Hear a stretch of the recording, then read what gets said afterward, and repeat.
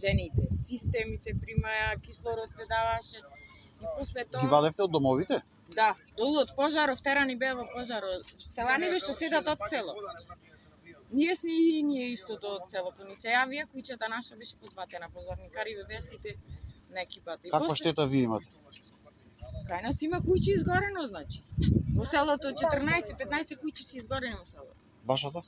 Нашата на 2 пати е на 3 пати е потфатена и уште има човек таму што не знаеме дали ќе изгори, не се знае ништо. Како настана огнот? Тука не знаеме, никој ни се јавија, ние дедоме директно тука како е настана, никој не каже. Се сомневате во нешто? Може и да е подметнат, ништо чудно. Не се знае, оти многу голем објект е што е изгорен. Страшно беше, гореше на сегде пламене, да се изгоре. Гасневме како што можеме со лопати, со вода, во тубиња од бунари, трчај ваму, трчај ваму, покујчи гасни овде, онде. Трчавме сегде. Од вчера не сме изостанати, само 2 сати сме спијани и то на рати спијаме. Се менуваме со деца, можеме и да ви викнам. Ела.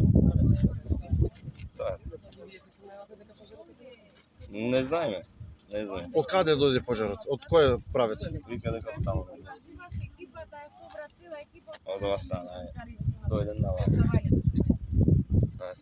Имаше доволно екипи за гаснење? Дојде, ама имаше луѓе. Сепак огнот беше голем, така? Имаше за сите од екипи јадење, двано дојде, ништо, со ме праша дали сме добро и си замина. И она му чувавме, не пушти на нас, таму гасневме карпите и шофме, чуваме манастиру, има таму манастир. Се спаси манастирот? Да. И сега гледате дека овде на овој терен имаме обично вегетација класа на треви. Класа на треви, каде што брзината раширањето на пожарот е многу голема. Во нормални услови без појава на ветар е 8 до 12 метри во минута. Приведејќи овдека претежно луѓето повремено доаѓаат, има мал број на жители, вашите камери можат да регистрираат дека сето не е исчистено околу објектите и тоа придонело преку тревата да настрадаат и објектите. Меѓутоа, како што каже играачот и командирот, во сета ова несреќа, среќа е што немаме човечки загуби. И пожарот моментално, значи, се шири, успеано да се спаси тоа што можеше да се спаси во селото, човечките лицата, манастирот исто така, кој што пожарот е спречен на нека 5 до 10 метри до манастирот во селото. И сега еден крак се движи према река Црна, према Расимбегов мост и манастирот Свети Ѓорѓије ми се чини, што е таму на тој дел. И таму е доста теско пристапен терен, а еден крак се движи према битолската страна. Мислам дека и поминат на територијата на соседната општина Битола, меѓутоа тој крак, јас уште синојче кога бев овдека, значи до 23 часот бев негдека, кажав дека тој крак постои опасност повторно да се врати назад и повторно да се врати овдека на овој дел, и затоа да нека се присутни и пожарникарите од ТПП и од благодарност од друштвото на Архангел, доброволното потрипачно друштво, кој во текот на целата ноќ остана и денеска продолжува да работат. Значи се прати ситуацијата на терен и ако има дополнителна потреба помош, ќе се организираме, значи ќе оцениме, ќе направиме анализа и ако треба ќе ангажираме и силот дирекцијата, ако треба Пинцгајер и тие БТР-ите што ни се тука, за видиме затоа што само ако донесиме нешто, а не ни е нас ефективно, тогаш ќе ги ослабуваме снагите, затоа што на друго место може да ни се појави друг пожар и тогаш ги разлекуваме снагите, не можеме да одговориме до. Вчера беше присутен и председателот на Советот на општина и заменикот градоначелник тука, така да луѓето во ниеден момент не се оставени сами, да речам, без помош жителите, мислам на ова населено место. И јас апелирам, уште еднаш, сите што има имоти на овај дел, вчера имаше ангажирани луѓе од село Крушејца, затоа што си го штитеат тој нивниот дел што е таму, и овдека што се жители на село Чаништа, иако по време доаѓаат, меѓутоа да преземат мерки активности да се исчистат оваа сува вегетација околу нивните објекти. Ако не дај Боже се случи пак таква работа да немаме. Значи причината за што се настрадени објекти е затоа што тревната вегетација е висока до котата на Венец, да речам наше народно до стрејата од објектите.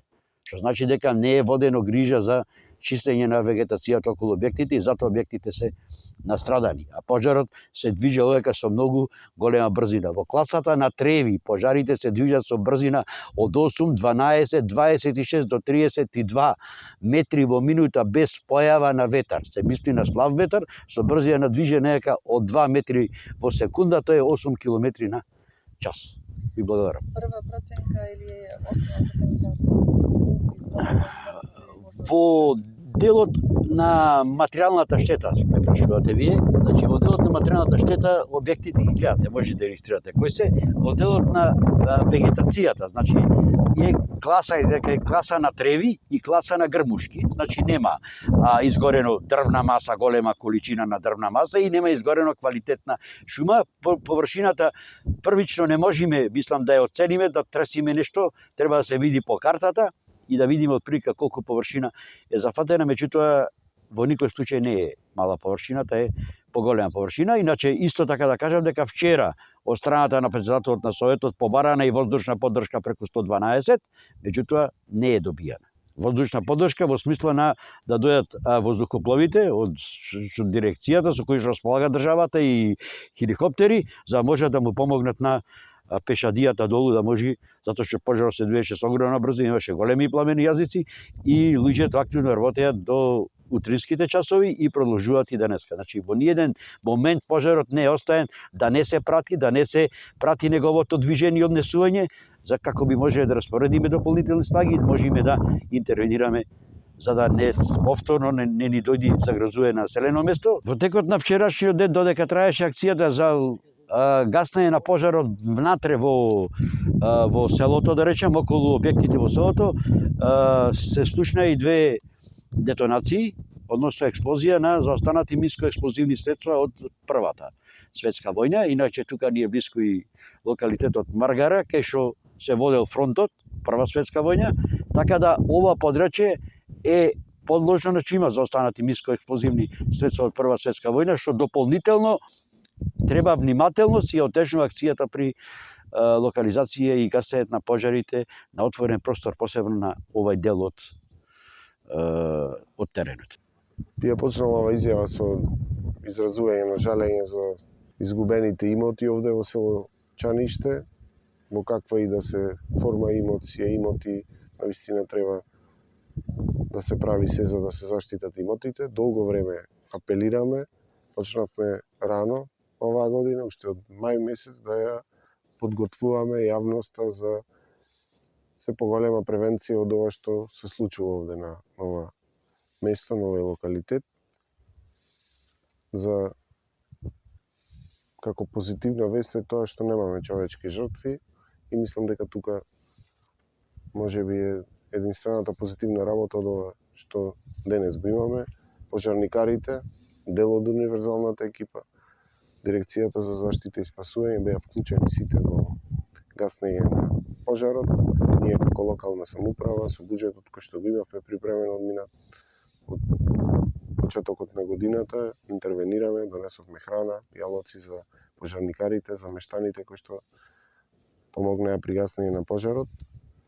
Пожарот е надвор од населеното место Чаниште во моментов, но се уште е активен и не е локализиран. Се надевам дека ќе заврши некаде на крајбрежјето на реката Црна, со што би се само угаснал, ако може така да се каже. Уште еднаш ја користам прилика да упатам апел до сите.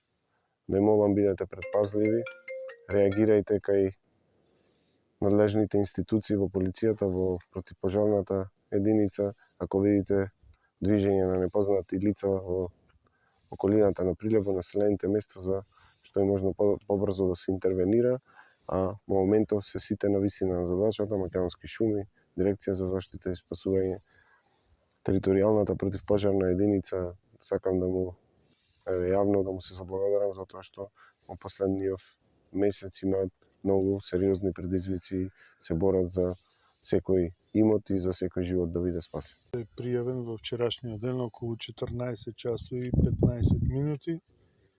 Веднаш се излезе со 4 возила, од кои 2 цистерни, едно навално и едно теренско возило. Цистерните беа ради тоа што дојавата беше дека пожарот е блиску во селото и веќе почнува да навлегува во селото. Меѓутоа, со оглед на далечината на селото, околу 37 километри ми се чини, и условите под кои што настанал пожарот, се спаси тоа што можеше да се спаси. Најбитно е што мислам дека две жени ги извлекоја моите колеги од пожарот. Исто како што каже градоначалникот, жалам за материјалната штета, но тоа е што е. Секогаш треба да се внимава со палењето на сува трева, нарочито во овој временски период. Има ли опасност пожарот уште да тлее, да трае? Пожарот уште трае. Пожар уште трај, не е ликвидиран, значи е локализиран далеко од селото, но опасност постои, значи да се врати во правец на селото, меѓутоа ние сме тука сега на ниво на задача. Како се справувате со оглед на тоа што имате и друг пожар во Рокотово и слично? Имате ли капацитет за нештото? Треба ли некаква помош од човечки ресурси? Помошта е секогаш добре дојдена. Кога има повеќе пожари во ист момент, човечките ресурси се ограничени. Секогаш ни излегува пресред општината со универзалните сили, помош бараме од други општини, доброволно друштво Архангел во моментот е тука, кое што друштво секогаш излегува пресред од Битола и тоа е тоа.